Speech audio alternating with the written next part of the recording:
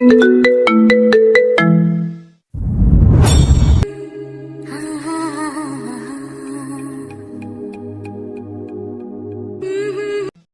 কেমন আছে আম্মা? কাল থাইকা একবারও দেখলাম না তারে। অলকার কর্মরত হাত দুটো থমকে যায়, চোখ মুখ শক্ত হয়ে যায় তার, কপালে ভাঁজ পড়ে কয়েক স্তর। তিনি এই বাড়িতে আসার পর তুমুল কথা কাটাকাটি হয়েছে মোকলেসের সাথে। ভুলটা মোকলেসেরই, তবুও নিজের ভুল স্বীকার করতে নারাজ তিনি, উল্টো দম্ভ খাটান তিনি। অলকা একে একে অনেক প্রশ্ন করেছেন তাকে, উত্তর পায়নি। উত্তর করার প্রয়োজন বোধ করেনি মোকলেস, হাল ছেড়েছেন অলকা। রূপার মুখে পানে তাকিয়ে আর ঝামেলা বাড়াতে চাননি। শ্যামা আম্মার উত্তর না পেয়ে আবারও প্রশ্ন করে। কি হলো আম্মা? আব্বা কেমন আছে? অলকা হাতের কাজ চালিয়ে শক্ত কণ্ঠে উত্তর করলেন। আব্বা কইবি না, আব্বা ডাক শোনার যোগ্যতা তার নাই। তুমি এই কথা কইতেছ আম্মা? কইতাছি, তোর দিক দিয়া তার সাথে আব্বা তুল্য সম্মান সূচক ডাকটা চায় না। হ্যাঁ তোর বাপ না, হ্যাঁ ময়না আর রূপার বাপ। কথাটা একটু বাঁধল না অলকার মুখে। শ্যামা খানিক চুপ থেকে আহত স্বরে বলল। আব্বার কোনো দোষ নেই আম্মা, বিপদে পইরা আব্বা এমনটা করছিল। টাকা পাইতো জাফর ব্যাপারে, আমারে দিয়ে উসুল করতে চাইছিল। টাকার পরিমাণ অনেক। এই পদ্ধতিটা তো কামে আইলো না। এখন কি করব আব্বা? কি কইরা এতগুলো টাকা দিব ওই জাফর ব্যাপারীরে? অলকা খানিক থমকালেন। জাফর ব্যাপারের কথাটা মাথা থেকে বেরিয়ে গিয়েছিল পুরোপুরি। তিনি ভাবেননি তার বিষয়ে। কি হলো তার? কোনো খোঁজ নেই কেন? বাড়িতে এসে অলকা জানতে পারে গ্রামের নতুন মাতব্বর নিয়োগ সম্পর্কে। জাফর ব্যাপারে কোথায় গেল তাহলে? অলকা ভাবতে ভাবতে শ্যামাকে আনমনে প্রশ্ন করেন। জাফর ব্যাপারে কি হয়েছে কিছু শুনছ শ্যামা? ছোট জমিদার কি করছেন ওনার লাগে? শ্যামা কপাল কুঁচকে শুধালো। মানে? অলকা খুলে বললেন সবটা। শ্যামা অবাক হলো, বলল না কিছু। বালা ঘুম থেকে উঠে বাহিরে বেরিয়েছে। শ্যামা ওর দিকে নজর যেতেই হাসি ফুটল মুখে, বলল। উঠে পড়েছ? ঘুম হয়েছে ঠিকমতো? বালা উত্তর করল। অনেকদিন পর অনেক শান্তিতে ঘুম হয়েছে কাল। শ্যামা আলতো হাসল। একটু পর সংগ্রাম উঠবে হয়তো। অলকা চা বসিয়েছেন। বালাকে নিয়ে শ্যামা কলপরের দিকে গেছে। এর মধ্যে উঠে পড়েছে সংগ্রাম। নিজে থেকেই বেরিয়েছে বাইরে। এদিক ওদিক তাকিয়ে অলকাকে চুলার পাশে দেখে কলপাড়ের দিকে এগোলো সে। শ্যামা বাইরে দাঁড়িয়ে আছে। মাথা বাড়িয়ে অল্প বিস্তর দেখতে পারছে তার প্রিয় নদীর ঘাটটাকে। ঘাটের দিকে আরও কয়েক পা এগোলো সে। ফাঁকা জায়গা হওয়ায় ঠান্ডার মাঝে নদীর পাড়ের একটা দমকা হাওয়া ছুঁয়ে দিল তাকে। শ্যামা দীর্ঘ শ্বাস টানল। শাড়ির আঁচল মাথায় নেই। পিছন থেকে ওর মাথায় আঁচল টেনে তুলে দিল সংগ্রাম। তাৎক্ষণিক পিছন ফিরল শ্যামা। সংগ্রামকে দেখে এক চিলতে হাসল। সংগ্রাম আলতো চুমু আঁকল ওর কপালে। শান্ত স্বরে বলল। বালা উঠেছে? আপনি হাত মুখ ধুয়ে ঘরে যান, আমি চা নিয়ে আসছি। সংগ্রাম বাঁশের কঞ্চি ভেঙে দাঁত মাজতে মাজতে এগোলো ঘাটের দিকে। বালা বেরিয়েছে ততক্ষণে। শ্যামা ওকে নিয়ে ঘরে গেছে। রূপাও উঠে পড়েছে। খাটে বসেই সব কিছু করতে হয় ওকে। খাট থেকে নামতে গেলে আরেক বিপাকে পড়তে হয়। নিজের শরীরের অল্প ভারটুকু সামলানোর মতো শক্তিটুকু অবশিষ্ট নেই তার মাঝে। শারীরিক মানসিক দুদিক থেকেই জর্জরিত হয়ে আছে সে। অলকা মেয়েকে হাত মুখ ধুইয়ে দিয়ে খাবার ব্যবস্থা করে দিলেন। শ্যামা কিছুক্ষণ অপেক্ষা করল সংগ্রামের জন্য। সে এখনো আসেনি ঘাট থেকে। শ্যামা বসল রূপার কাছে। বালা, রূপা, শ্যামা তিনজনেই আছে ঘরে। শ্যামা আকস্মিক প্রশ্ন করল। দুলাভাই কবে আইব আপা? এই মুহূর্তে তোমার সবচাইতে দুলাভাইরে বেশি প্রয়োজন।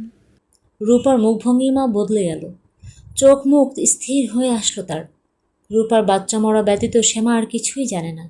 বাচ্চা মারা যাওয়ার পর রূপাকে ওর শ্বশুরবাড়ি থেকে নানান কটু কথা শোনানো হয়েছে। কটূক্তি করা হয়েছে ওর মাতৃত্ব নিয়ে। গর্ভাবস্থায় রূপার যত্নের কোনো ত্রুটি ছিল না। ওর শ্বশুরবাড়ি সবাই ওকে অনেক বেশি ভালোবাসত। শ্বশুর শাশুড়ি ওকে যত্নে রাখত সব সময়। রূপার স্বামী জাভেদও কম নয়। সেও কল্পনার থেকেও বেশি ভালোবাসে রূপাকে। তবে সেই ভালোবাসার ভাঙন ধরেছে ওর বাচ্চা দুটো মারা যাওয়ার পর। বাচ্চা মৃত হয়ে জন্ম নেয়নি, জন্ম হওয়ার পর মৃত্যু হয়েছে তাদের। এর মূল কারণটা যথাসময়ের আগেই তাদের জন্ম। সম্পূর্ণ 8 মাস হওয়ার আগেই জন্ম হয়েছিল বাচ্চাদের। এক্ষেত্রে একটা বাচ্চা হলে বাঁচার সম্ভাবনা ছিল পুরোপুরি। তবে দুটো বাচ্চা হওয়ার দরুন দুটোই পুষ্টিহীনতা এবং অপরিপক্কভাবে জন্ম নিয়েছিল। হাসপাতালে জরুরি অবস্থায় থাকা সত্ত্বেও বাঁচানো যায়নি তাদের। এতে রূপার কোনো হাত ছিল না। তবুও এটা মানতে নারাজ রূপার শ্বশুর শাশুড়ি। তারা তাদের 2 নাতি নাতনির মৃত্যুর জন্য দায়ী করেন রূপাকে। অলক্ষণে অপয়ার নানান অপবাদ দিয়েছে রূপাকে। রূপা মুখ অবধি দ্বিতীয়বার দেখতে চান না তারা। ওর মৃত বাচ্চাদের মুখ অবধি দেখতে দেওয়া হয়নি রূপাকে। বিভিন্নভাবে ভৎসনা করা হয়েছে ওকে। হাসপাতাল থেকে ওকে আর শ্বশুরবাড়িতে ফিরতে দেওয়া হয়নি। রূপার শ্বশুর শাশুড়ি কড়াভাবে জানিয়ে দিয়েছেন তারা রূপাকে আর কখনোই গ্রহণ করবেন না। এমনকি জাভেদের সাথেও সমস্ত যোগাযোগের পথ তারা নিজেরাই বন্ধ করে দিয়েছেন। বাচ্চা মারা যাওয়ার পর হাসপাতালের একটা বারের জন্য রূপার সাথে দেখা করতে আসেনি কেউ। এমনকি জাভেদকেও কসমের ভার দেখিয়ে রূপার কাছে যেতে দেওয়া হয়নি। হাসপাতালের সমস্ত খরচা বহন করেছে সংগ্রাম। সংগ্রাম নিজেই মাধবপুরে ওদের নিয়ে আসার ব্যবস্থা করে দিয়েছে। এসব বিষয়ে অবগত ছিল না শ্যামা। তবে এখন রূপা সবটা খুলে বলল ওকে। শ্যামা অনুভূতিহীন হয়ে শুনে গেল সবটা। বলতে বলতে পানি পড়ল রূপার চোখ দিয়ে। শ্যামার চোখ দুটো ছলছল করে উঠছে। বালা পাশে বসে অবাক হয়ে শুনে যাচ্ছে। সবটা বলে স্থির হয়ে গেল রূপা। শ্বাস টানল বুক ভরে। বুকে পাথর চাপিয়ে রাখার মতো অসম্ভব যন্ত্রণা হচ্ছে। শ্বাস নিতেও কষ্ট হচ্ছে। শ্যামা বাকরুদ্র হয়ে পড়ল। এই কদিনে এত কিছু হয়ে গেল।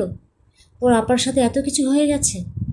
শ্যামা চোখ নামাতেই পলক পড়ার সাথে সাথেই টুপ করে কয়েকটা ফোঁটা পানি গড়ালো চোখ থেকে। কিছু বলার আগেই দরজা মারিয়ে ঘরে আসলেন অলকা। পিছন থেকেই বললেন, সংগ্রাম ঘরে গেছে। শ্যামাকে চা নিয়ে যেতে বললেন তিনি। বলেই বেরিয়ে গেলেন। শ্যামা চোখ তুলে তাকালো আপার দিকে। রূপা চোখে পানি নিয়ে শ্যামার দৃষ্টি দেখে মুচকি হাসল। চোখের ইশারায় বোঝালো যেতে। শ্যামা খানিক নিস্তেজ হয়ে বসে থেকে ঘর থেকে বের হলো। একবার ইচ্ছে জাগলো আপাকে শক্ত করে জড়িয়ে ধরার, কিন্তু ধরল না। 1 কাপ চা নিয়ে ঘরের দিকে এগোলো।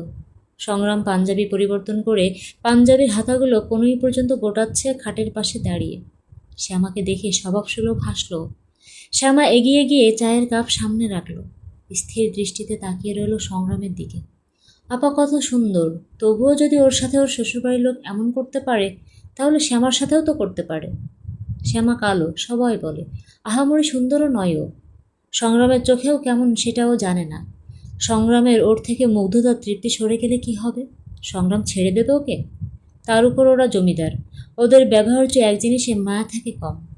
আসক্তি কেটে যায় কম সময়ের মধ্যে। উল্টোপাল্টা চিন্তা মনে আসতে আঁতকে উঠল শ্যামা। শব্দ করে হেঁচকি তুলল একটা। সংগ্রাম তাৎক্ষণিক তাকালো। শ্যামার হাবভাব থেকে উদ্বিগ্ন কণ্ঠে শুধালো, কি হচ্ছে বেগম? কি দেখছো এভাবে? খুব বেশি ভালো লাগছে আমায়। সবসময় ভালো লাগে আপনাকে। তোমাকেও। বলেই ঠোঁট চেপে হাসল সংগ্রাম। চায়ের কাপ হাতে তুলে বসল।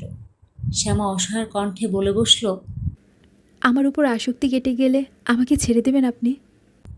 তবদা খেল সংগ্রাম। বিস্ময় স্বরে শুধালো, কি বলছো এসব? তোমাকে আমি ছাড়তে যাবো কেন? দুলাভাই বলেছিল আপাকে কখনো ছাড়বে না। উনি অনেক ভালোবাসতেন আপাকে। তবুও আপাকে একলা ছাড়লো যে? হেলো না কেন? আপা তো সুন্দর, তবুও এমনটা হলো। আর আমাকেও আপনি একসময় ছেড়ে দিবেন, তাই না? সংগ্রামের চোয়াল শক্ত হলো শ্যামার কথায়। তবে ওর ভয়ের কারণ বুঝতে পেরে স্বাভাবিক হলো সংগ্রাম। শ্যামাকে টেনে ওর পাশে বসালো। মোলায়েম কণ্ঠে বলল, তোমাকে ছাড়বো একদিন, যেদিনের পর আমার আর নিঃশ্বাস চলবে না।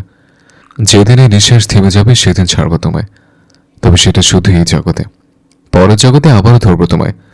সেই জগতের কিন্তু কোনো শেষ নেই। আমার উপর মায়া হয়, তাই না?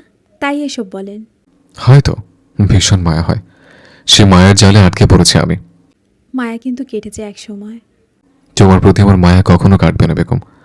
মায়া গাছের শেকড়ের নাই, যত লালন করবো ততই বাড়বে। শ্যামা চোখ নামালো। চোখ দুটো ভেজা। সংগ্রাম ওর চিবুক ধরে মুখটা উঁচিয়ে বলল, ভয় পাও আমাকে হারানোর? আমার থেকে দূরে সরে যাওয়া ভয় পাও? নিজের দুর্বলতার কথা কাউকে বলতে নেই। মানুষ মানুষের দুর্বলতাকে কাজে লাগায়। আমি তোমার দুর্বলতা? আমি যদি তোমার দুর্বলতা হই, তাহলে তুমিও কিন্তু আমার দুর্বলতা। সংগ্রাম জোয়ারদার নিজের দুর্বলতাকে নিজের শক্তিতে রূপান্তরিত করে। যে শক্তি কখনোই হারাতে দেয় না নিজের কাছ থেকে, তোমাকেও দেবে না। তোমার দুর্বলতা তুমি প্রকাশ করো চোখের পানি দিয়ে।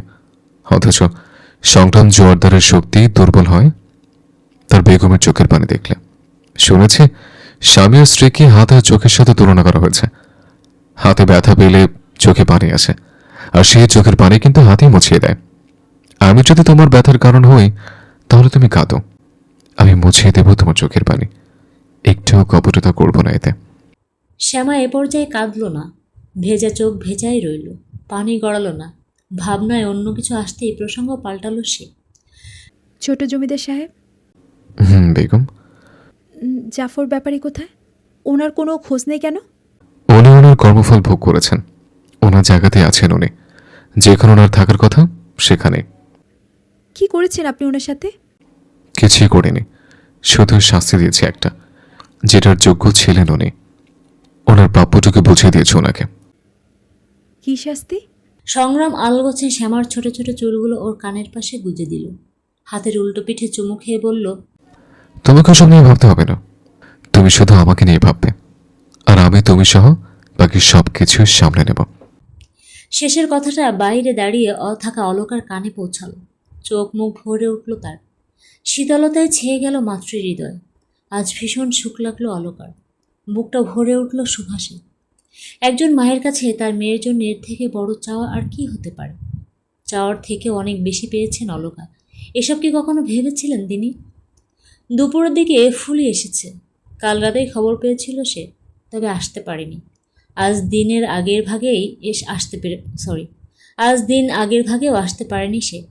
এখন একটু ফাঁক পেতে ছুটে এসেছে, আহাদের সাথে এসেছে সে। আহাদ আসা মাত্রই সংগ্রাম বেরিয়ে গেছে ওর সাথে। ফুলি এক চিৎকার করে বাড়িতে হুড়মুড়িয়ে ঢুকেছে। শ্যামা বালাসহ সবে ঘর থেকে বেরিয়েছিল। ফুলির চিৎকারে হকচকিয়ে যায় শ্যামা। দুজনের দৃষ্টি মিলতেই মুহূর্তেই মিলিত হয় দুই বান্ধবীর দুটি প্রাণ। একে অপরকে শক্ত করে জড়িয়ে ধরে ওরা।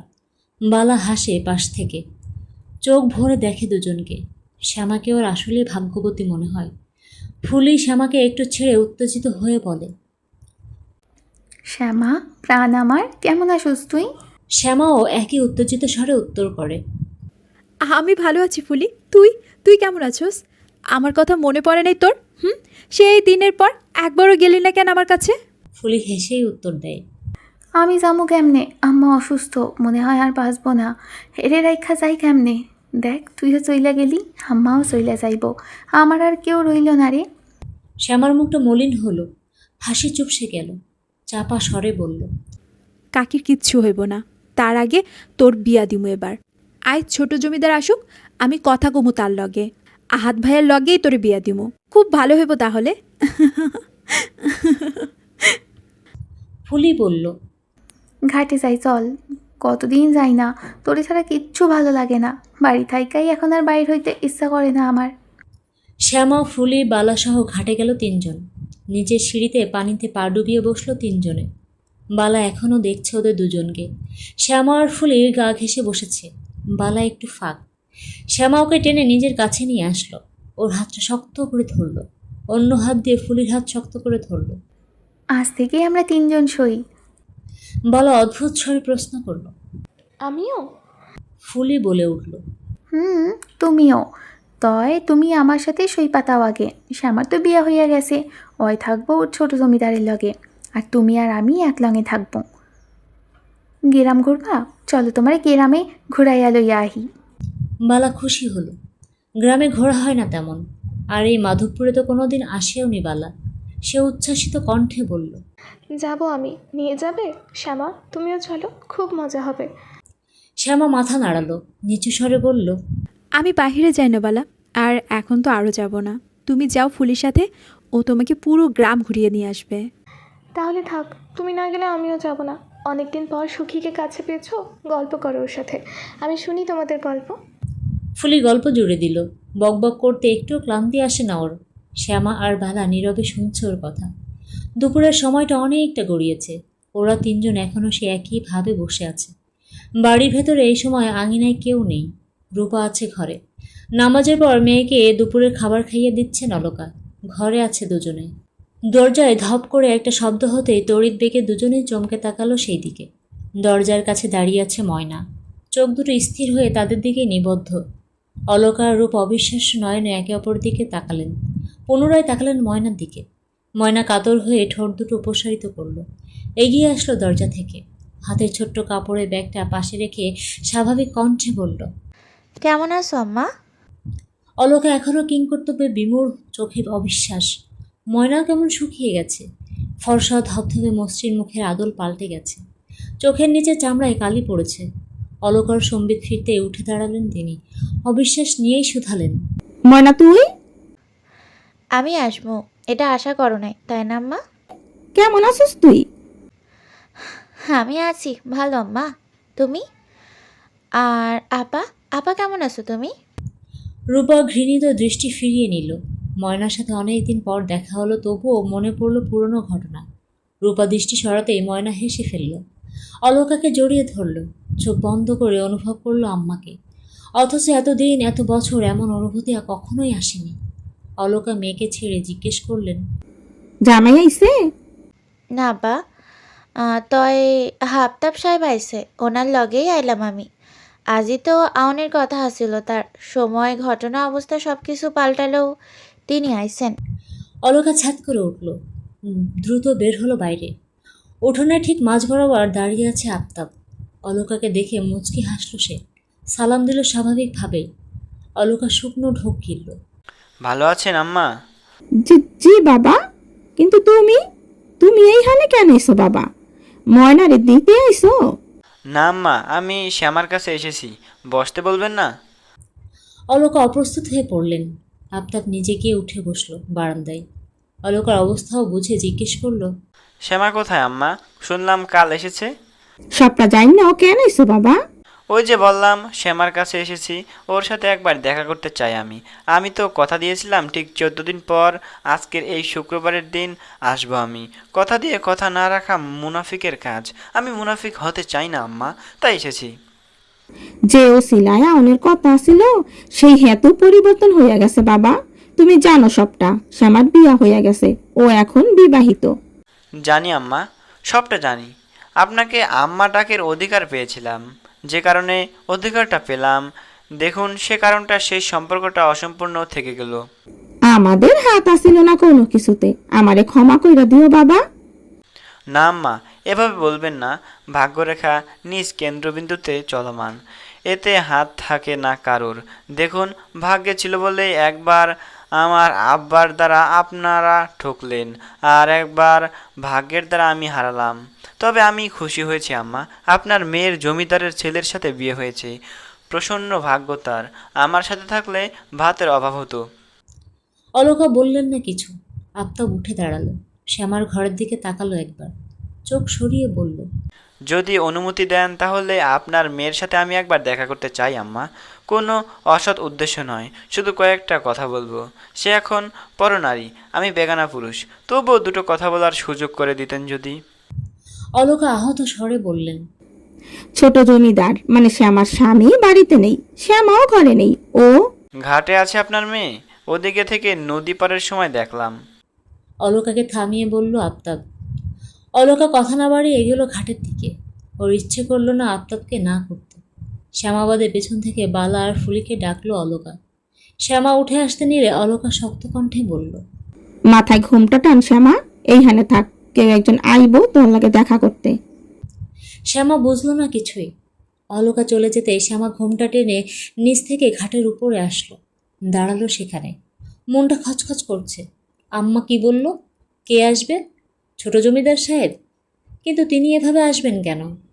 শ্যামার ভাবনার ছেদ ঘটল পুরুষলি কাতর কণ্ঠে। ভালো আছেন শ্যামা? হকচকিয়ে পিছন ফিরতে গিয়েও অনুচ্চারিত দ্বিধায় ফিরল না শ্যামা। বক্ষস্থল আটকে উঠল অলোকার মতোই। কণ্ঠের মালিক পরিচিত, একদিনের পরিচয় তার সাথে, এক পলকে সাক্ষাতের পরিচিত তিনি।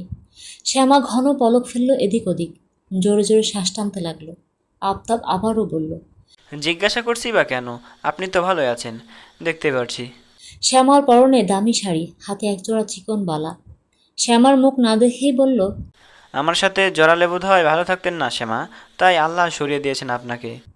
শ্যামা কথা ফোটালো মুখে। আপনি এখানে? হুম, আসার কথা ছিল তো আজ, মনে নেই?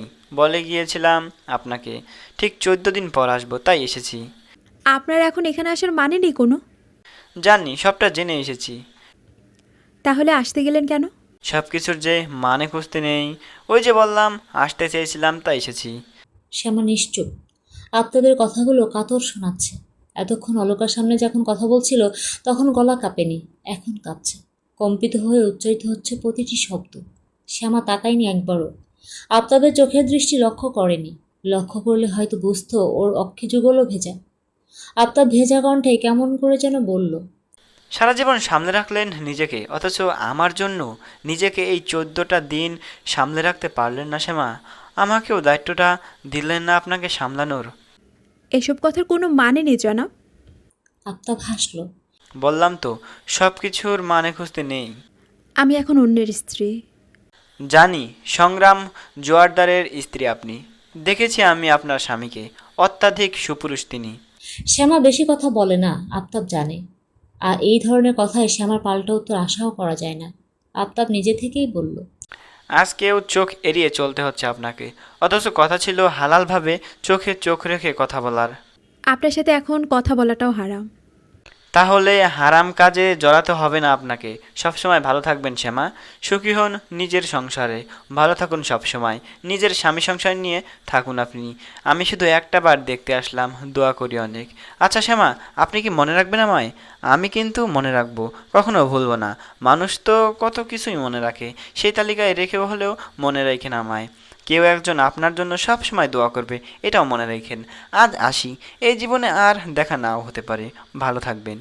কথা শেষ করে এক মুহূর্ত অপেক্ষা না করে পিছন ফিরল। ছলছল চোখ মুছে সামনে তাকাতেই পা থমকে গেল আফতাবের। ঠিক পেছনে একটু দূরে সংগ্রাম দাঁড়িয়ে আছে স্বভাবসুলভ, পেছনে হাত গুটিয়ে। চোখ মুখের ভঙ্গিমা স্বাভাবিক। আফতাবকে দেখছিল একবার। শ্যামার বিয়ের খবর পেয়ে সে এসেছিল এই গ্রামে। সব কিছু জেনে জমিদার গ্রামেও গিয়েছিল। সেখানে দেখেছে সংগ্রামকে। সংগ্রাম আফতাবকে চেনে কিনা জানা নেই তার। সংগ্রামে তীক্ষ্ণ চাহনি দেখে আফতাব জোরপূর্বক হাসার চেষ্টা করল। সালাম নেবেন জমিদার সাহেব। জমিদার সাহেব সম্বোধন শুনে শ্যামা পেছন ফিরে তাকাল। সংগ্রাম চাইল ওর পানে। চোকাচোকি হলো দুজনের। শ্যামা পল্লবদায় কাঁপল অজানা আশঙ্কায়। তবে শ্যামার ভাবনাকে ভুল প্রমাণিত করে সংগ্রাম আফতাবের দিকে তাকিয়ে হাসল। সালামের উত্তর করল স্বাভাবিকভাবেই, শান্ত স্বরে বলল, চিনি আপনাকে। আফতাব হাসার চেষ্টা করলো, বিরতিহীন বলল, চেনার কথা ছিল না, তবুও চেনেন জেনে খুশি হলাম। আমার চেনাটা বোধহয় উচিত ছিল। কিছু মনে করবেন না, আপনার অনুমতি ব্যতীত আপনার স্ত্রীর সাথে কয়েকটা কথা বললাম। ভালো থাকবেন জমিদার সাহেব, ভালো রাখবেন আপনার স্ত্রীকে। আমি তো পেলাম না, আপনি পেয়েছেন, অযত্ন হতে দিয়েন না। কথা শেষ হতে এক মুহূর্ত অপেক্ষা না করে দ্রুত গটগট পা ফেলে বাড়ির পেছন দিক দিয়ে বেরিয়ে গেল সে। ভিতরেও ঢুকলো না আর। সদরঘাটের দিকে এগোলো। একবারও পিছুটানে ফিরল না শ্যামার দিকে। অধিকার ব্যতীত কোনো প্রকার পিছুটান থাকাটাও ঠিক নয়। আফতাব যেতে এই সংগ্রাম চোখ ফিরিয়ে তাকালো শ্যামার দিকে। নরম দৃষ্টিতে তাকিয়ে আছে। শ্যামা আগে থেকেই তাকিয়েছিল। দুজনের দৃষ্টি শীতল। সংগ্রাম এগিয়ে গিয়ে বড় আমগাছটার নিচে বসল। দীর্ঘ তপ্ত শ্বাস ফেলল একটা। শ্যামা আঁচল পায়ে ঠায় দাঁড়িয়ে আছে। নিস্তব্ধতা বিরাজমান পুরো খাটে। কারোর মুখে কোনো ক্রা নেই। দু একটা পাখির ডাক ভেসে আসছে গাছের উপর থেকে। নদীর পাড়ে শিরশির হাওয়া বইছে। ঘাটে ঢেউ আশ্রে পড়ার শব্দ শোনা যাচ্ছে অল্প বিস্তর। শ্যামার শ্বাস জোরালো হচ্ছে। সংগ্রাম তাকিয়ে আছে নদীর পানে। সংগ্রাম কি ওকে ভুল বুঝল? শ্যামা দাঁড়িয়ে না থেকে এগুলো দৃঢ় পায়ে। কিছু বলার জন্য উদ্যত হতেই সকল নিস্তব্ধতার গানের আওয়াজ ভেসে আসলো, ঢেউয়ে ঢেউয়ে। নদীর কলকল ঢেউয়ের শব্দের তালে তাল মিলিয়ে কানে এসে ধরা দিল। মেঘের উপর আকাশ ওরে, নদীর পার পাখির বাসা, মনে বন্ধু বড় আশা। মেঘের উপর আকাশ ওরে, নদীর পার পাখির বাসা, মনে বন্ধু বড় আশা। যাও পাখি যারে উড়ে, তারে কইও আমার হয়ে, চোখ জ্বলে যায় দেখবো তারে, মন চলে যায় ও দূর দূরে। যাও পাখি বলো তারে, সে যেন ভোলে না মোরে। সুখে থেকো ভালো থেকো, মনে রেখো এই আমারে। সন্ধ্যা গড়িয়েছে। সংগ্রাম আবারও বেরিয়েছে আহাদের সাথে। মোকলেস বাড়ি ফিরেছেন আধার হতেই। শ্যামা, বালা, রূপা নিজেদের ঘরেই আছে। ময়নাও আছে। সে থাকবে কিছুদিন। বিয়ের পর তো আর এসে থাকা হয়নি তেমন। মোকলেস ফিরে নিজের মতো করেই গোসল সেরে কাকড়ি বুড়ির ঘরে ঢুকেছে। গলা খাকারে দিয়ে একবার বার্তা পাঠিয়ে জানান দিয়েছে নিজের বাড়ি ফেরার কথা। অলকা মেয়েদের পাশ কাটিয়ে ঘর থেকে বেরিয়ে আসেন।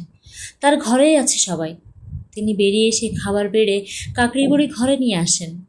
মোকলেস একবার চোখ তুলে তাকান তার দিকে। অলকা কথা না বলে খাবারের প্লেট রেখে নিজের মতো করে বেরিয়ে আসার জন্য পা বাড়ান। মোকলেসের সাথে কোনো কথা বলার রুচি বা ইচ্ছে কোনোটাই নেই তার। তিনি পা বাড়াতেই মোকলেস খ্যাটখ্যাট তিরস্কারের স্বরে বলে ওঠে, কবে যাইব তোর ওই মাইয়া? থাকবো আর কয়দিন?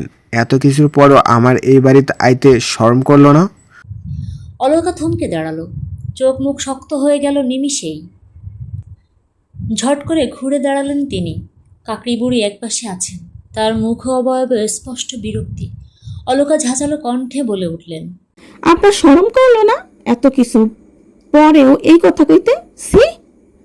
মোকলেস কটমট করে দাঁতে দাঁত পিষলেন। অলকার কথাটা বেশ গায়ে লাগলো তার। এমনিতেই শ্যামাকে তিনি দু চোখে দেখতে পারেন না। তার উপর তার জন্য গতকাল থেকে এক প্রকার পালিয়ে বেড়াতে হচ্ছে তাকে। সংগ্রামের সামনে কিছুতেই পড়তে চান না তিনি। এখন সংগ্রাম বাড়িতে নেই। একটু দম্ভ খাটাতেই পারেন এখন। জমিদারের ছেলের সাথে বিয়ে হয়েছে বলে কি ওই মেয়েকে নিয়ে কিছু বলা যাবে না নাকি? বলার সুযোগ যেহেতু পেয়েছেন, এটা হাতছাড়া করা যায় না। মোকলেস গজগজ করে বললেন, যত তাড়াতাড়ি সম্ভব ওই মাইয়ারে এই বাড়ি থেকে চইলা যাইতে কইবি। জমিদারের পোলার লগে বিয়ে হয়েছে তো কপাল খুলছে না। আবার কেন আইছে এইখানে? আমার বাড়ির অন্ন ধ্বংস করতে আইছে দলবল নিয়া, নাকি জমিদার মুখ দেখা বাড়ি থেকে বাইর করে দিছে? জমিদারের পোলা আবার স্বাদ মিটলে ছাইরা দিব না তো?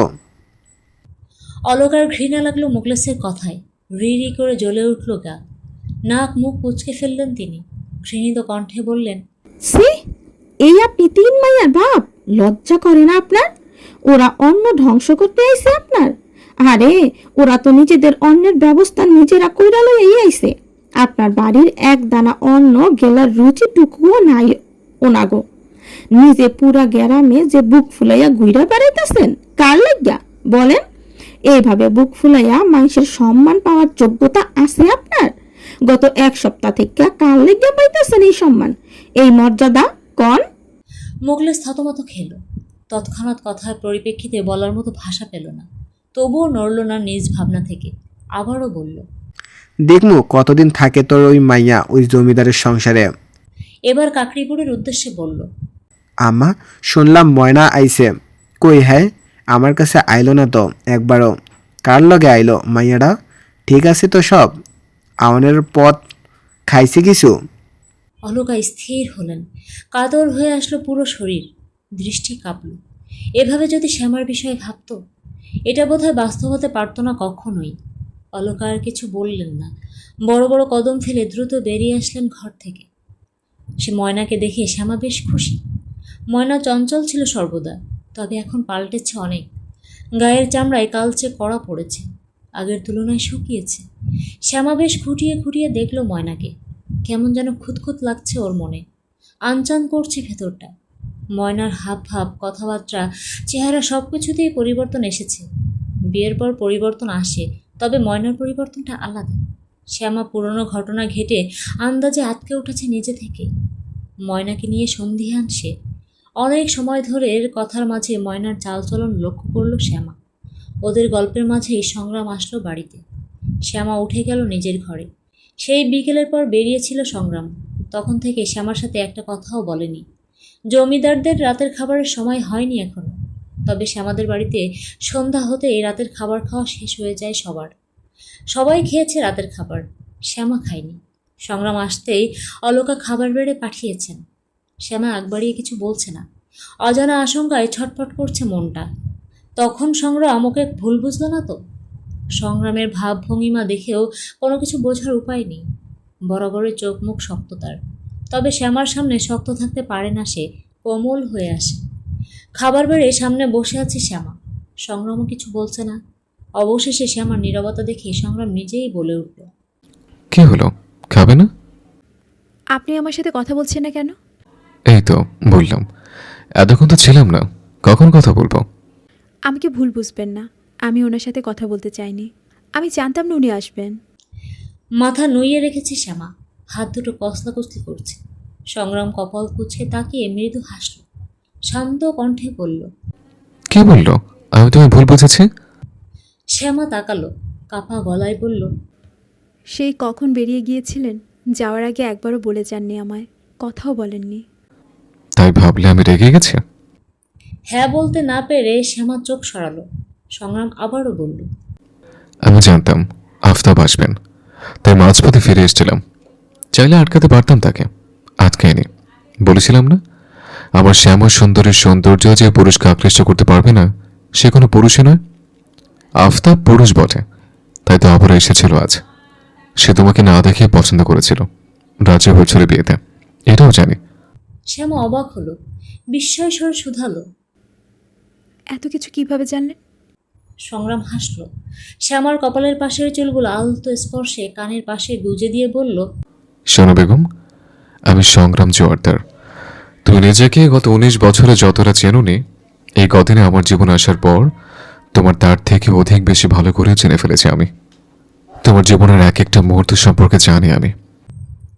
শ্যামার অনুভূতি এই সময় কি হওয়া উচিত বুঝল না সে, ভাবনায় ডুবল সে।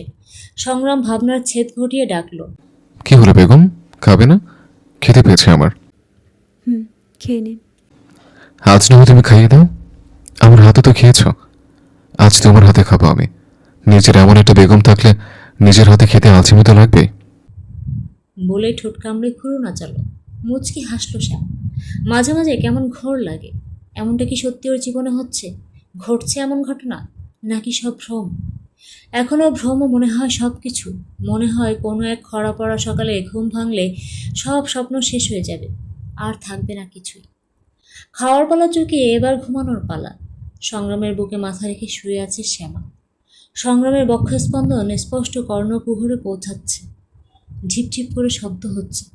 শ্যামার এক হাত ধরে সেই তখন থেকে উল্টে পাল্টে দেখছে সংগ্রাম। দুজনেই নীরব। হারিকেনের আলো পুরোপুরি নেভায়নি, আবছা আলো জ্বলছে ঘরে। ঝিঝি পোকারা ডাকছে ঘরের পেছনে। শ্যামা নীরবে অনুভব করছে সংগ্রামের গায়ের পুরুষালী ঘ্রাণ। আম্মার শরীরের ঘ্রাণের পর এই ঘ্রাণটায় মন মাতিয়ে দেয় শ্যামার। তবে এটা আলাদা, অদ্ভুত এক মাদকতা আছে এই ঘ্রাণে। শ্যামা চোখ বুজে অনুভব করছে, ঘুম ধরা দিচ্ছে চোখে।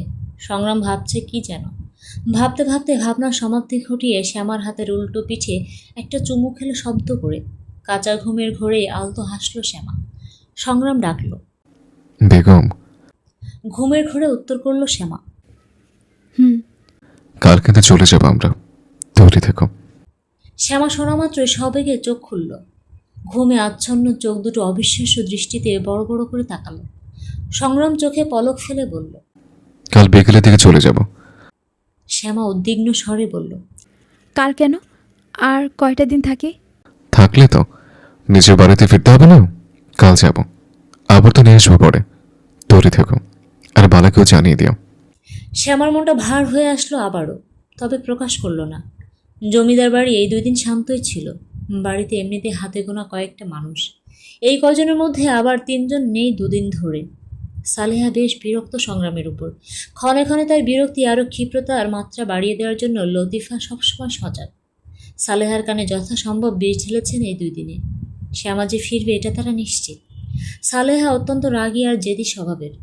লতিফ জর্দার তাকে কোনোভাবেই বোঝানোর বৃথা চেষ্টা করেননি, কেননা তার বোঝানোর মাধ্যমে সালেহার চিন্তার পরিবর্তন আসবে না। সালেহা একরোখা। শ্যামাদের বাড়ি থেকে জমিদার বাড়িতে আসতে আসতে বিকেল গড়িয়ে সন্ধ্যা নেমেছে, আধার নামছে কেবল। পুরো রাস্তায় নীরবে চোখের পানি ফেলেছে শ্যামা। আসার সময় আম্মা আপা কারোর চোখের দিকে তাকাতে পারেনি সে। অলকা দুঃখে কাঁদেননি মেয়েকে বিদায় দেওয়ার সময়, বরং প্রশান্তিতে চোখের কোণে অশ্রু জমেছিল তার। আহাত জিপ চালাচ্ছে, ওর পাশে বসে আছে সংগ্রাম। মুহূর্তে মুহূর্তে পেছন ফিরছে বারবার। শ্যামা বালার হাত ধরে বসে আছে, মাথায় ঘোমটা টানা কপাল পর্যন্ত, চোখ দুটো ফোলা ফোলা। 3 গ্রাম পেরিয়ে জমিদার গ্রামে এসে পৌঁছায় গাড়ি। বিশাল লোহার গেট মুহূর্তেই খুলে দেওয়া হয় গাড়ির শব্দে। গাড়ির ভেতরে নিয়ে যাওয়া হলো। সংগ্রাম নেমে পড়ে প্রথমে। পেছনে 2 কদম পিছিয়ে গাড়ি থেকে নামার জন্য হাত বাড়িয়ে দেয় শ্যামার উদ্দেশ্যে। বেখেয়ালে হওয়ায় লক্ষ্য করেনি শ্যামা তা। বালা এক পলক তাকায় বাড়ানো হাতের দিকে। বুকের ভিতরটা কেমন কেঁপে ওঠে, হু হু করে জেঁকে ওঠে পুরনো দগ্ধ ব্যথাগুলো। এই 2 দিন তো ভুলেছিল সব কিছু, আপন খেয়ালে ছিল। সংগ্রাম বালার চাহনি দেখে হাত বাড়িয়ে ইশারা করে স্বাভাবিকভাবেই বলল। তুই আগে নেমে আয়।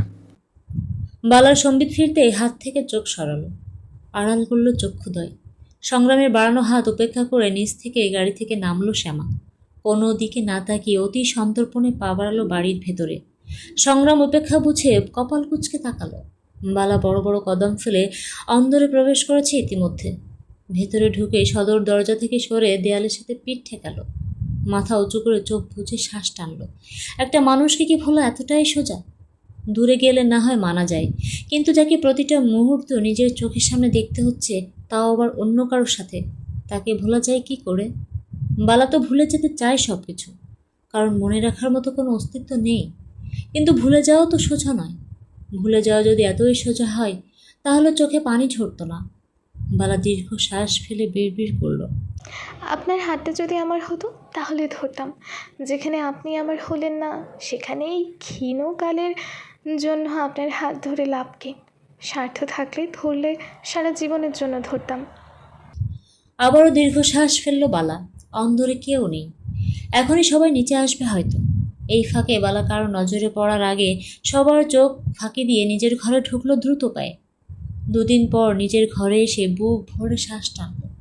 পুরো ঘরের প্রিয় জিনিসগুলোতে হাত ছোঁয়ালো একবার করে। টেবিলের সামনে চেয়ারটা টেনে বসলো। মোটা খাতাটা টেনে বের করলো বইয়ের ভাঁজ থেকে, যেটাতে আবদ্ধ আছে ওর হাজারো দিনলিপি, যেগুলো সূচনা হয়েছিল সংগ্রাম জোয়ারদারকে ঘিরে।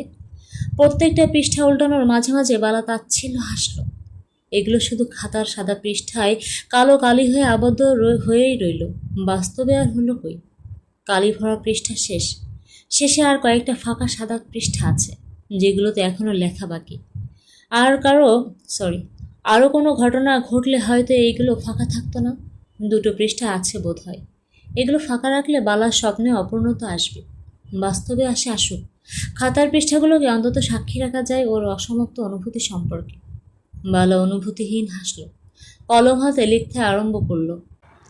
আচ্ছা সংগ্রাম ভাই, আপনাকে পেয়ে গেলে কি খুব বেশি ক্ষতি হতো? ও, হাসি পেল লিখতে গিয়ে। এটা বোধ হয় আমার খাতার প্রথম পৃষ্ঠা, যেখানে আপনাকে ভাই বলে সম্বোধন করলাম। বাদ দিন। আচ্ছা আমি বলুন তো, আমি ভুলবো কী করে আপনায়? অনেক কিছুই তো শিখলাম এই কদিনে, কিন্তু বিশ্বাস করুন আপনাকে ভুলার উপায়টা পেলাম না। শিখলাম না আপনাকে ভুলতে। সব কিছু বদলেছে, শুধু অভ্যাসটা বদলায়নি। আপনাকে মনে রাখার অভ্যাসটা। সময় অনেক কিছুই শেখায়, কিন্তু মনের বিপরীতে গিয়ে মনের মানুষকে ভুলে যেতে শেখায় না। আমিও পারলাম না মনের বিপরীতে যেতে। মানুষ হয়তো পারে, তাই না? আপনিই তো পারলেন, এই তো ভুলে গেলেন আমায়। আমি কি একটু ছিলাম না আপনার জীবনে? এত বছরে একটু অনুভূতি জাগেনি আমায় নিয়ে? জাগেনি হয়তো, জাগলে হয়তো আজ অনেক কিছুই বিপরীতে মোড় নিত। আমি কিন্তু আর কাঁদবো না এই বলে ভাববেন না ভুলে যাব আপনায়। ভুলে যেতে পারিনি, আর পারবো না। তাই ঠিক করলাম আপনার স্মৃতিগুলোকে সাজিয়ে রাখবো মনের আলমারিতে। ঠিক এই খাতাটার মতোই একটাই চাওয়া, আপনাকে ঘেরা এই স্মৃতিগুলো যেন শান্ত থাকে। অপ্রাপ্তি হলেও যেন এগুলো আমাকে আর কষ্ট না দেয়। অন্তত ভুলে যাওয়ার যে স্মৃতি নিয়ে বাঁচাটা কম কষ্টের। কাঁদবো না কেন বললাম? কাঁদবো না তো এই জন্য, কারণ বুঝে গেছি কাঁদলেই সব কিছু পাওয়া যায় না। কি অদ্ভুত না? মানুষ তার জন্যই কাঁদে যে তাকে কাঁদিয়েছে। দেখুন কিছুই বদলাবে না, কেঁদে কী লাভ? সময় সব ভুলিয়ে না দিলেও আমার কান্না থামিয়ে দিয়েছে। লিখে খাতাটা বন্ধ করলো। শেষের পৃষ্ঠায় আর কিছু লেখার আগ্রহ জাগলো না। সেটা রেখে দিল অন্য কোনো দিন লেখার জন্য। বন্ধ খাতাটা গোপন করে মোটা বইয়ের আড়ালে লুকিয়ে রাখলো সন্তর্পণে। সংগ্রামটা এসেছে অনেকক্ষণ হলো। সে আমার মন খারাপ লক্ষ্য করে শবনম কথা বলে সময় পার করছে ওর সাথে। আবারও বেরিয়েছে সংগ্রাম। আতিয়া বেগম 2 দিন পর নাতবউকে কাছে পেয়ে বেশ খুশি। সৈকতকে নিয়ে অনেকক্ষণ যাবৎ শ্যামার ঘরে ছিল শবনম। সৈকত ঘুমিয়েছে এখন। সংগ্রামের আসার নাম নেই। শ্যামা শবনমের অবস্থা বুঝে ওকে ঘরে যেতে বলল। শবনমও কথা না বাড়িয়ে ঘুমন্ত ছেলেকে নিয়ে ঘরে চলে গেছে। শ্যামা কাপড় ছেড়ে অপেক্ষা করলো কিছুক্ষণ, বসে না থেকে এবার বেরোলো ঘর থেকে। এসেছে থেকে আর বালার সাথে দেখা হয়নি তার। এখন ঘরে একা একা বসে না থেকে ওর সাথে সময় কাটালে মন্দ হয় না। সংগ্রামের ঘরটা একদম সিঁড়ির সামনে। পুরো জমিদার বাড়িটা এখনো পরিচিত নয় শ্যামার কাছে। দোতলার এই কয়েকটা ঘর ব্যতীত অন্য কোথাও এখনো পা রাখেনি সে। তার নখদর্পণে আসার কথাও নয়। দোতলায় একাধিক ঘর, এর মধ্যে বেশিরভাগই ঘর বন্ধ। মানুষ কম হওয়ায় পড়ে আছে সেগুলো। ঘর আছে, তবে থাকার মানুষ নেই। তালাবদ্ধ পরিত্যক্ত অবস্থায় পড়ে আছে সেগুলো। প্রতি সপ্তাহে প্রত্যেকটা ঘর পরিষ্কার করানো হয়। সংগ্রামের ঘর থেকে ডান দিকে 3টে ঘর পেরিয়ে বালার ঘর। এই 3টে ঘরের মধ্যে একটাতে আতিয়া বেগম থাকেন, বাকি দুটো তালাবদ্ধ। তারপর বালার ঘর। বালার ঘরের পাশের ঘরটায় লতিফা থাকেন। জমিদার বাড়ি বরাবরের মতোই আলোকিত। সে আমার নিজের ঘর থেকে বেরিয়ে দরজা চাপিয়ে দিল। নিঃশব্দে পা বাড়ালো বালার ঘরের দিকে। আতিয়া বেগমের ঘরের সামনে গিয়ে দাঁড়ালো একবার। কী ভেবে যেন একটু ধাক্কা দিল দরজায়। ভেতর থেকে লাগানো হয়তো, তাই খুলল না। শ্যামা পিছিয়ে আসলো। এক কদম পা বাড়াতেই মনে হলো যেন পেছন থেকে কেউ দৌড়ে সরে গেল। দমকা হাওয়া লাগলো একটা। শ্যামা চমকে ঝট করে পেছনে তাকালো। এক মুহূর্তে আটকে উঠল ওর ভীতু নারী সত্তা। পেছনেতে কেউ নেই। শ্যামা চঞ্চল চোখ ঘুরিয়ে এদিক ওদিক তাকালো। না, কেউ নেই। তাহলে মনে হলো কেন যে কেউ দৌড়ে সরে গেল? হয়তো মনের ভুল। শ্যামা গলা শুকিয়ে এসেছিল মুহূর্তেই। কাউকে না দেখে শ্যামা তৃপ্ত শ্বাস ফেলল। আবারও ঘুরল বালার ঘরের দিকে, কিন্তু এবারও এক কদম বাড়াতে মনে হলো আবারও কেউ পেছন থেকে দৌড়ে একদিক থেকে অন্যদিকে সরে গেল। সে আগের মতোই। ভয়ে আবারও আটকে উঠল শ্যামা। এবারও কেউ নেই। পুরো করিডোর ফাঁকা। উজ্জ্বল আলো স্পষ্ট জ্বলজ্বল করছে চারপাশ, তবে আশপাশটা নিস্তব্ধ। যে যার ঘরে আছে এই মুহূর্তে। শ্যামার ভয় বাড়ল এবার। কপালের পাশে ঘাম জমেছে বিন্দু বিন্দু। এখানে যে কেউ ছিল শ্যামা পুরোপুরি নিশ্চিত। দুবার তো আর মনের ভুল হতে পারে না। শ্যামার কাছে কেমন সন্দেহজনক ঘুমট লাগছে চারদিক। মনে হচ্ছে কেউ আছে ওর আশেপাশে। গলা শুকিয়ে আসছে শ্যামার, হাত পা শিরশির করছে। শ্যামা সব কিছু ঝেড়ে আর পিছন ফিরল না। বালার ঘরে না গিয়ে দ্রুত পা চালালো নিজের ঘরের দিকে। এবার মনে হলো কেউ পিছু পিছু হাঁটছে শ্যামার। বক্ষ স্পন্দন বাড়ছে শ্যামার। পা দুটো চালানোর চেষ্টা করছে দ্রুত গতিতে, তবে মনে হচ্ছে পা দুটো যেন আটকে আছে এক জায়গায়। এই কয়েক মুহূর্তে চারিদিকে কেমন গোলক ধাঁধার মতো লাগছে। শ্যামাকে মাঝখানে রেখে দুদিকে দেয়াল জন্য ঠেসে ধরতে আসছে ওকে। ধূপধাপ কারোর পায়ের শব্দে এবার জোরে ছুট লাগালো শ্যামা। নিঃশ্বাস আটকে হিতায়িত জ্ঞান হারিয়ে ঘরের দরজার কাছে গিয়ে হুমড়ি খেয়ে পড়ল। শক্ত মার্বেল মত পাথরের মেঝেতে পড়ে ব্যথায় কুকিয়ে উঠল মৃদু স্বরে। এমন সময় সংগ্রামের উদ্বিগ্ন কণ্ঠে ডাক ভেসে এলো। শ্যামা? পড়া অবস্থায় চোখ তুলল শ্যামা। সংগ্রাম এগিয়ে এসে একটানে তুলল ওকে। চোখে মুখে ঘাম জমেছে শ্যামার। আতঙ্কের রেশ স্পষ্ট লক্ষণীয়। শ্যামাকে এমন অবস্থায় দেখে সংগ্রাম দুহাতের আঁচলে ওর মুখ আগলে নিল। উত্তেজিত কণ্ঠে বলল, কি হয়েছে বেগম? এমন অবস্থা কেন তোমার? পড়ে গেলে কি করে? সামনে বাস্তবে সংগ্রাম আছে এটা বোধগম্য হতেই শ্যামা দুহাতে ঝাপটে ধরল সংগ্রামের গলায় মুখ গুজে ফুঁপিয়ে উঠল। কাপা স্বরে বলল, এখানে এখানে কেউ ছিল? কেউ ছিল এখানে? শ্যামাকে এভাবে দেখে বিস্মিত হলো সংগ্রাম। শ্যামাকে শক্ত করে জড়িয়ে বলল, কি হয়েছে আগে বলো আমায়। তাকাও আমার দিকে বেগম, দেখো কি হয়েছে। শ্যামা আলগা হলো। চোরা চোখে ভীত নয়নে এদিক ওদিক দেখল। সংগ্রামের পাঞ্জাবি আঁকড়ে ধরে বলল, এখানে আমি কারো পায়ের শব্দ শুনলাম। কেউ ছিল এখানে। সংগ্রাম আশ্বাস জোগালো। আমি তো নিচে থেকে আসলাম, হয়তো আমার পায়ের শব্দ পেয়েছো তুমি। নাকচ করল শ্যামা, মাথা ঝাঁকিয়ে বলল, না, কেউ ছিল এখানে। আপনি আসার আগেও আমি কারো উপস্থিতি টের পেয়েছি। মনে হলো কেউ দৌড়ে পালালো এখান থেকে। সংগ্রাম কপাল কুঁচকালো। কড়া পাহারায় পেরিয়ে বাইরের কেউ অন্দরে প্রবেশ করতে পারবে না। সংগ্রাম সন্দিহান হয়েও কোমল কণ্ঠে বলল, কেউ থাকলে তো তাকে দেখতে পেতে। কেউ নেই এখানে। কেউ থাকলেই বাকি। আমি এসেছি তো, ঘরে চলো। সংগ্রামের বাহু আঁকড়ে ঘরে ঢুকলো শ্যামা। বুকটা এখনো ঝিপঝিপ করছে ভয়। শ্যামাকে এক হাতে জড়িয়ে রেখে দরজা আটকে দিল সংগ্রাম। দরজা আটকানোর কয়েক মুহূর্ত পর ছায়ার মতো কিছু একটা সরে গেল দরজার পাশ থেকে। যেটা কারো নজরে আসলো না। শ্যামাকে বসিয়ে সংগ্রাম নরম চোখে চেয়ে মৃদু স্বরে বলল। বাইরে গেছিলে কেন? শ্যামা সোজাসুজি উত্তর করল। বালার ঘরে যেতে চেয়েছিলাম, কিন্তু বিশ্বাস করুন ওখানে অন্য কেউ ছিল, আমি স্পষ্ট বুঝতে পেরেছি। সংগ্রাম সরু চোখে তাকিয়ে থাকলো কিছুক্ষণ, বোঝার চেষ্টা করলো, অতপর শ্যামাকে আর কিছু বলতে দিল না। দরজা খুলে পুরো করিডোর চক্কর কাটলো একবার, ঘুরে ঘুরে দেখলো আশপাশটা, আবারও ঘরে আসলো। শ্যামা গুটিয়ে আছে, এখন স্বস্তি লাগছে একটু, ভয় কেটেছে। সংগ্রাম পাশে বসে বলল,